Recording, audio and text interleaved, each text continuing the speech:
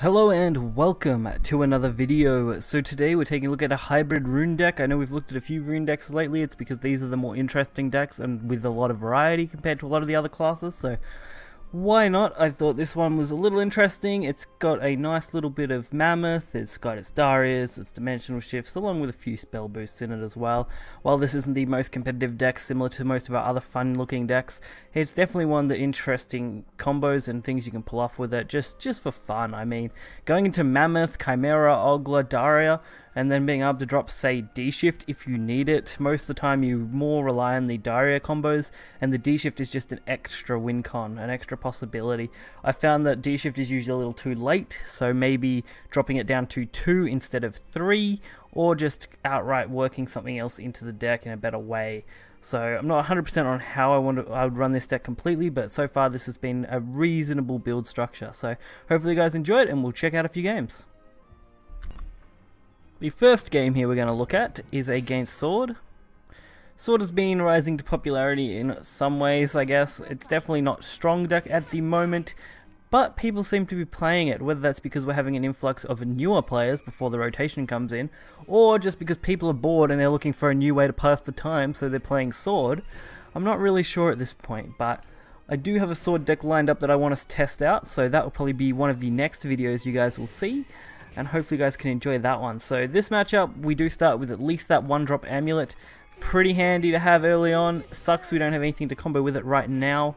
Of course, Kaleidoscope Go follow up on number 2.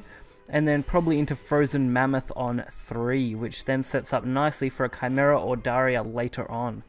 Most of these games do get cut a little short due to opponents conceding, because once they realize they're screwed from the board, they usually will just end the game. So we start off with that solid Mammoth. Frozen Mammoth is such an interesting card. It's definitely not overpowered, and it's definitely not broken. It's definitely just interesting, which is nice. I like cards that can provide a little bit of interestingness to the game. I could definitely see Mammoth being something that combos well in the future with the unlimited format and such. But we do get it alright. We've got the Owl, we've got double Daria, which kind of sucks, but we do have Ogla and Chimera, so we've actually got a lot of options going forward. Especially that Chimera play, that will be enough to clear this Albert, which is pretty much what we need. If we can clear this Albert, put a couple things on board, Sword's going to have a lot harder time dealing with it. They're not going to get as much damage towards me, and I should just be able to flood the board from there. Especially since Chimera will proc the Frozen Mammoth card, allowing us to get another 6-7 body on turn 5, and we can even throw out the Ogla just for good measure.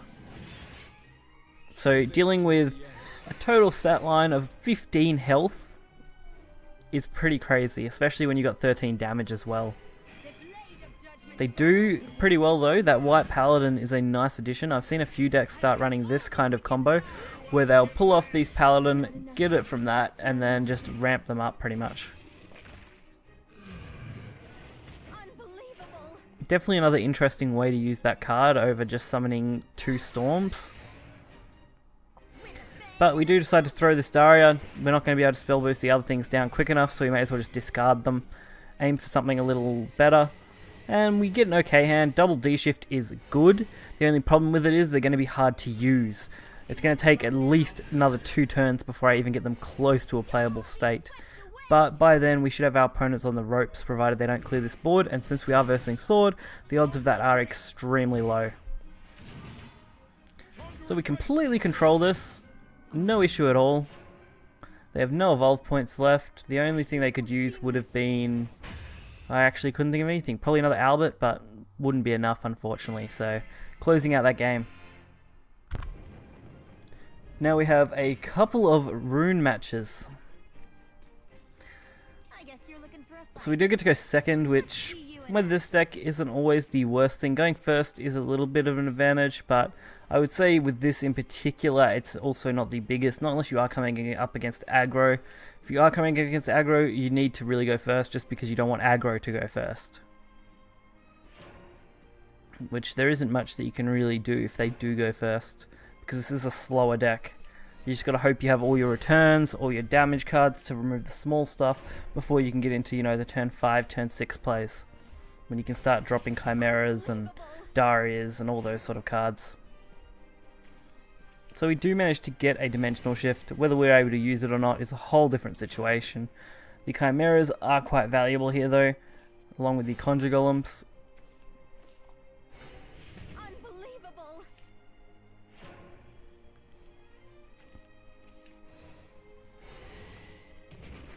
So we do get the Commence Experiment. Straight into a Conjure Golem. Double spell boosting. Next turn set up for a nice Fate's Hand along with the Glow, hopefully, if we can return something. If not, I'm sure we'll find another way around it. So no card there, but no, unfortunately nothing. So Fate's Hand for 1, not for 0. Not quite as good, but got to do something. We can't just let the turn go to waste. And luckily the draw actually ended up being okay, and Magic Missile actually helped us out. Getting that 1 damage and draw a card, so good.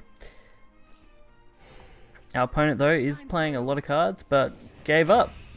They obviously thought they didn't quite have enough to beat us, which was quite interesting, but with that last game, yeah, that guy just really didn't have quite what he must have needed, but our hand was actually looking really good, which is why I want to show it off. It had a lot of potential growth, with a lot of those drops being quite low already. It probably would have been a game where D-Shift would have been a possibility. So this one, a little more interesting. We do get some nice plays off. Unfortunately, turn 1 isn't looking too good. Double Magic Missile, Golem Assault, Concentration, and Fate's Hand. Plenty of draw power. 4 of our 5 cards will draw a card. The other one will summon a ward, which is pretty good. Get it off early. I mean, no point using anything else here. I have the chance to go with the Consecration or the Frozen Mammoth, depending on what I want to use as a setup. The Mammoth doesn't really have any value though, just because I don't have anything actually in my hand to proc it yet. So aiming for draws might be the better option. But we do draw into the Chimera, but aiming for draws is still probably going to be better. I know I don't get the full advantage because I don't have the Sigil, but getting a double draw for 3 isn't that bad. Especially when you can boost everything that's in your hand in a reasonable way. So we do have Magic Missile. Throwing it to face.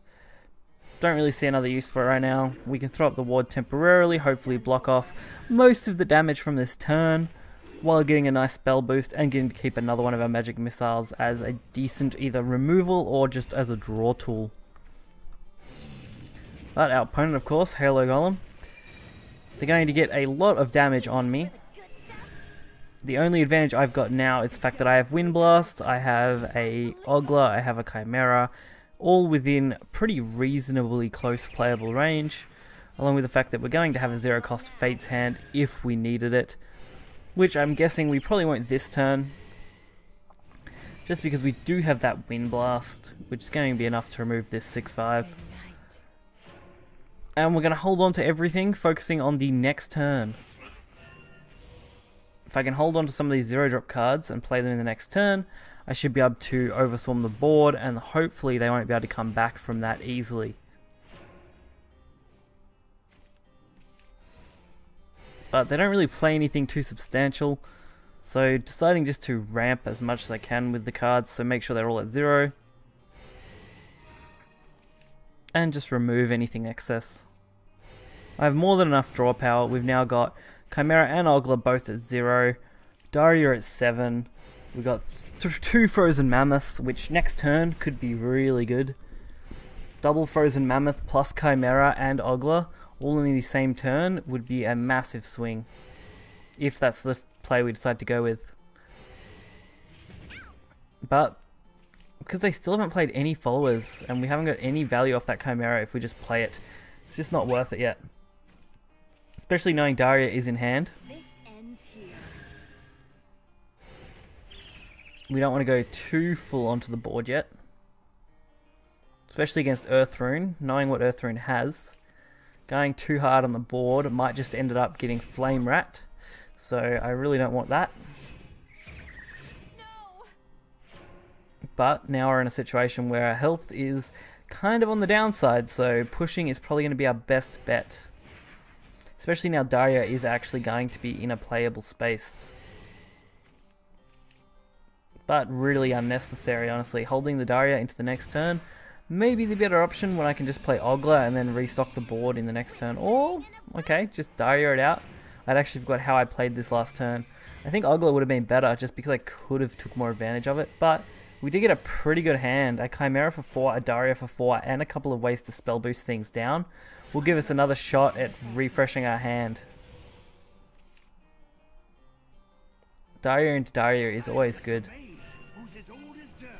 So our opponent, unfortunately, didn't get what they needed to remove all this. All they needed would have been a mutagenic bolt, and they would have had me cornered.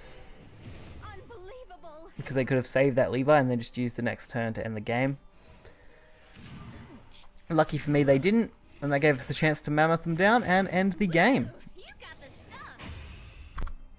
So I hope you guys enjoyed this video. If you want, you can find the deck list in the description below. I am trying to bring you some interesting decks. I've covered pretty much all of the major meta decks for this month. If you want to check those out, you can just scroll through the channel and look for ones that were posted this month, and I'm sure you'll find heaps of things that are competitively viable. And with rotation not too far away, we should be looking forward to the future, so we can have some fun with the cards we've got left and enjoy it. So make sure to hit that like button and subscribe, and I will catch you guys next time. See ya.